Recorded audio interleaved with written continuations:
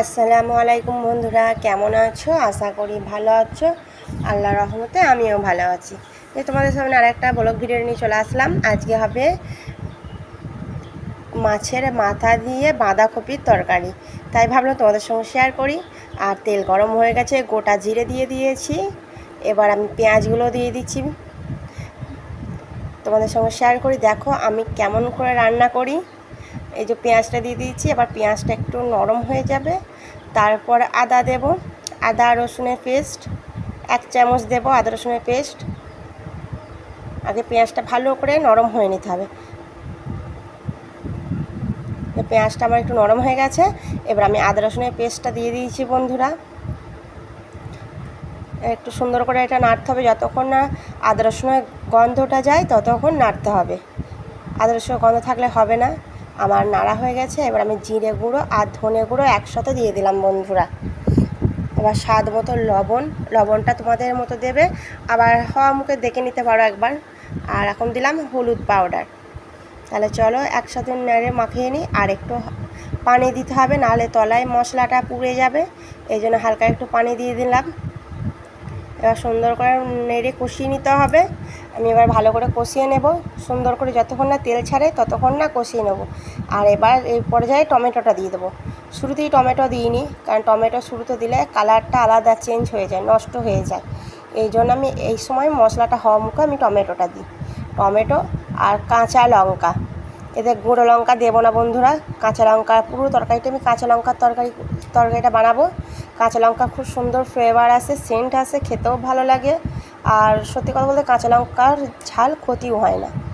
আমার মশলাটা তেল ছেড়ে দিয়েছে দেখতেই পাচ্ছ। আর একটা বড় মাছের মাথা আমি দিয়ে দিলাম। একটু মাছ রেখে আমি কেটেছিলাম মাছের মাথাটা, দেখি বুঝতে পারছো কতটা মাছ রেখে কেটেছি। এবার সুন্দর করে এটাকে কষিয়ে নিতে হবে, কারণ এমনিতেই মশলা দিয়ে মাছের মাথাটা আমার ভাজা আছে। একটু ভালো করে কষিয়ে নিলে হয়ে যাবে।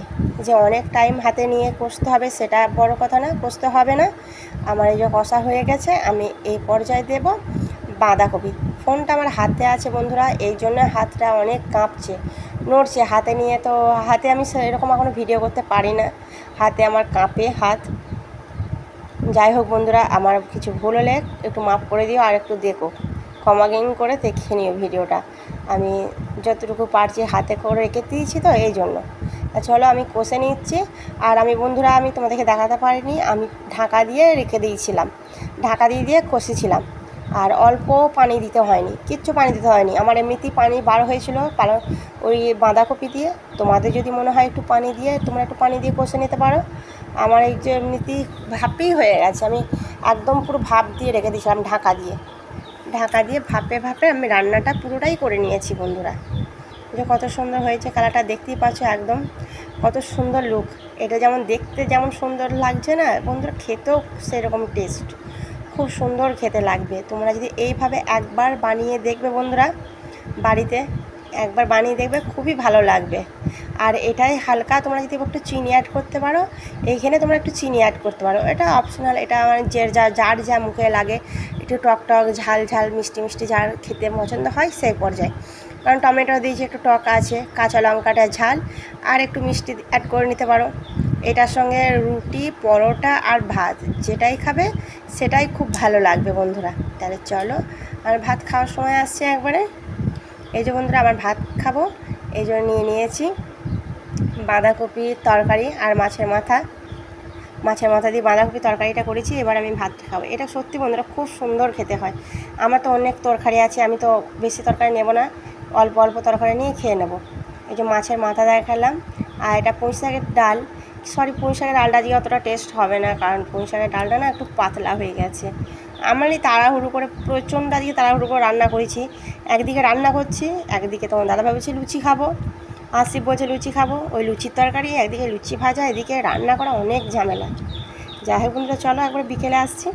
এই দেখো বন্ধুরা, বিকেল হয়ে গেছে, এখন 5:30 বাজছে।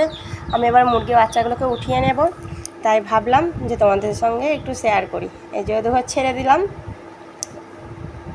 ওরা এত নোংরা করে দিয়েছে বন্ধুরা। আমি কত সুন্দর গুছিয়ে রেখে দিয়েছি, পটি করে একদম পুরো জায়গাটাকে পুরো নোংরা করে দিয়েছে।